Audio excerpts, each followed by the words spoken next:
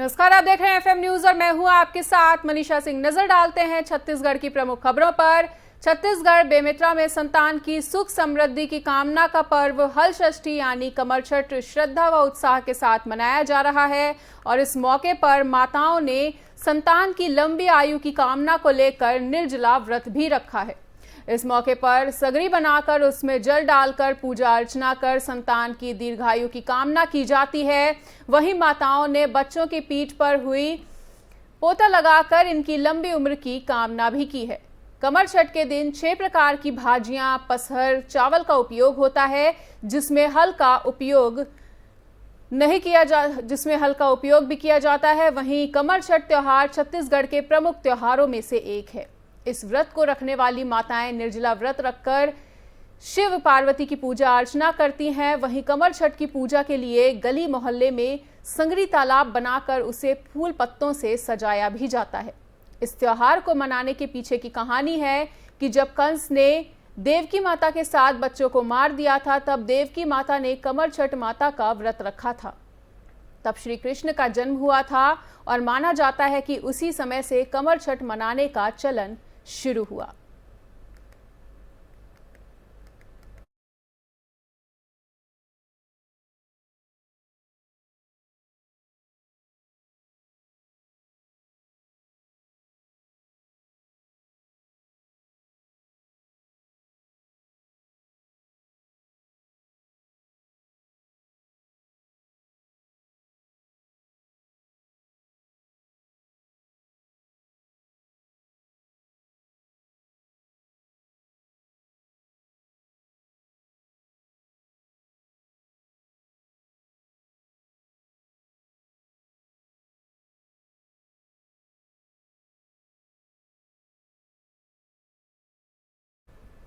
बस्तर संभाग के जिला सहकारी बैंक के पदभार ग्रहण एवं किसान सम्मेलन समारोह में नवनियुक्त प्रांतीय अधिकारी शंकर ध्रुवा शामिल हुए एवं उद्योग मंत्री कवासी लखमा सहित संभाग के सभी विधायक, वरिष्ठ कार्यकर्ता, अधिकारी और पदाधिकारी भी इस कार्यक्रम का हिस्सा बने। शंकर ध्रुवा ने कहा कि मैं भाषण में नहीं, काम पर विश्वास करता हूं। वहीं उद्योग मंत्री कवासी लखमा ने मुख्यमंत्री के किसानों के प्रति सराहनीय कार्य को देखते हुए कहा कि ट्रैक्टर चलने वाला किसान का बेटा आज मुख्यमंत्री बना है, ये कांग्रेस पार्टी की ही देन है।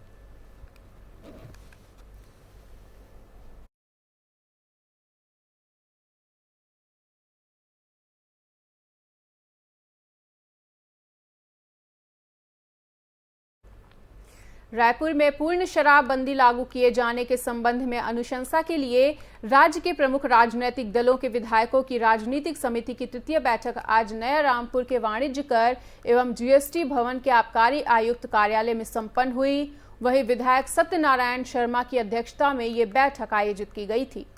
बैठक में समिति के अध्यक्ष विधायक सत्यनारायण शर्मा ने बताया कि राजनीतिक समिति में सदस्य के रूप में शामिल करने के लिए भारतीय जनता पार्टी तथा जनता कांग्रेस छत्तीसगढ़ से दो नाम मांगे गए थे, लेकिन इन दोनों पार्टियों द्वारा विधायकों के नाम देने से इनकार किए जाने के संबंध में प्राप्त पत्र की जानकारी सदस्यों को दी गई है।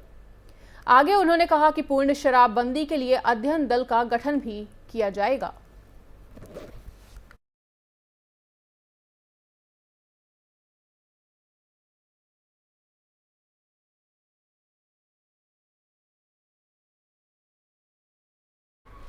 रायपुर में भाजपा की प्रेस वार्ता पर प्रतिक्रिया व्यक्त करते हुए प्रदेश कांग्रेस प्रवक्ता सुशील शुक्ल ने कहा है कि मुख्यमंत्री भूपेश बघेल सरकार सहकारिता संशोधन बिल लाकर सहकारिता क्षेत्र को किसानों के लिए सहज और सुविधाजनक बना रही है, तो भाजपा के पेट में आखिर दर्द क्यों हो रहा है। सहकारिता संशोधन बिल विधिवत रूप से पारदर्शी तरीके से सदन में चर्चा के बाद पास किया गया है, जिसे राज्यपाल महोदय जी के पास हस्ताक्षर के लिए भेजा गया है। ऐसे में भाजपा बताए कि जो बिल सदन में पारदर्शी तरीके से लाया गया है वो अलोकतांत्रिक कैसे हुआ। का चरित्र ही आदतन लोकतंत्र विरोधी है।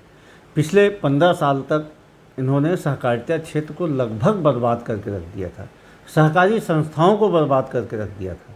हमारी सरकार बनने के बाद सहकारी संस्थाओं के पुनरुत्थान के लिए लगातार मुख्यमंत्री श्री भूपेश बघेल प्रयास कर रहे हैं। उसी प्रयास की एक परिणति है कि विधानसभा में सहकारिता संशोधन विधेयक पारित कराया गया, विधानसभा जो कि इस प्रदेश की सबसे बड़ी लोकतांत्रिक पंचायत है, वहाँ से यदि कोई विधेयक पारित हो गया है, उसके बाद भारतीय जनता पार्टी के द्वारा यह कहा जाना कि हम महामहिम राज्यपाल से जाके बोलेंगे इसमें हस्ताक्षर न करें, ये भाजपा का लोकतांत्रिक चरित्र है। पूर्व मंत्री व विधायक ब्रजमोहन अग्रवाल व भाजपा के प्रमुख प्रवक्ता अजय चंद्राकर ने कांग्रेस सरकार पर जमकर हमला बोला है। वहीं प्रेस कॉन्फ्रेंस में विधायक ब्रजमोहन ने कहा कि सरकार छत्तीसगढ़ सहकारिता संशोधन विधेयक लाई और ये विधेयक लोकतंत्र की हत्या है। संशोधन विधेयक पर दस्तखत नहीं करने की मांग हम राज्यपाल से भी करेंगे, क्योंकि इसके माध्यम से सहकारी समितियों और पैक्स के अधिकार सरकार छीनना चाह रही है। पूर्व मंत्री ब्रजमोहन अग्रवाल ने कहा कि कांग्रेस सरकार ने 5 नए जिले बनाए। 5 जिलों में 15 अगस्त को झंडा फहराने के लिए अतिथियों की घोषणा नहीं की गई।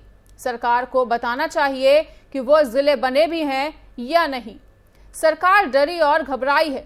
भाजपा के प्रमुख प्रवक्ता अजय चंद्राकर ने कहा कि मोदी सरकार कुछ क्षेत्रों को कुछ कॉरपोरेटिव के लिए रखना चाहती है और हर गांव में पैक्स मॉडल पर काम हो रहा है, लेकिन प्रदेश सरकार ने कांग्रेस कार्यकर्ताओं के मनोनयन और लोकतंत्र की हत्या के लिए नियमों में संशोधन किया है और संशोधन विधेयक लाया गया है।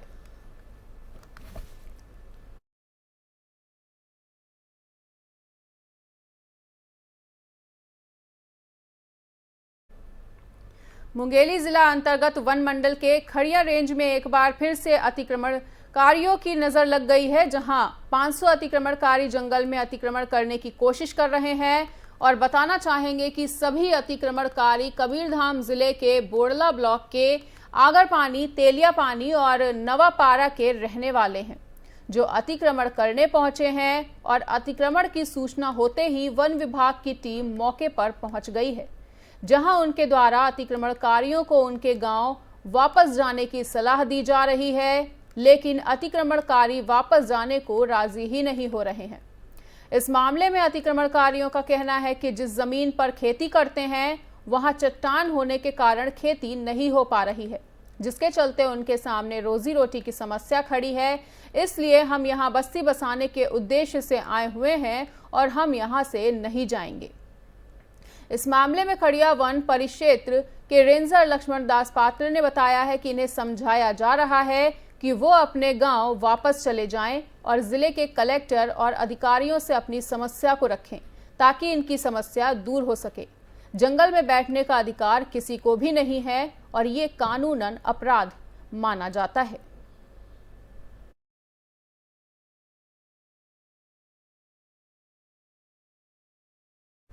और फिलहाल इस वक्त के बुलेटिन में इतना ही। प्रदेश और दुनिया की बाकी खबरों के लिए देखते रहिए FM न्यूज़।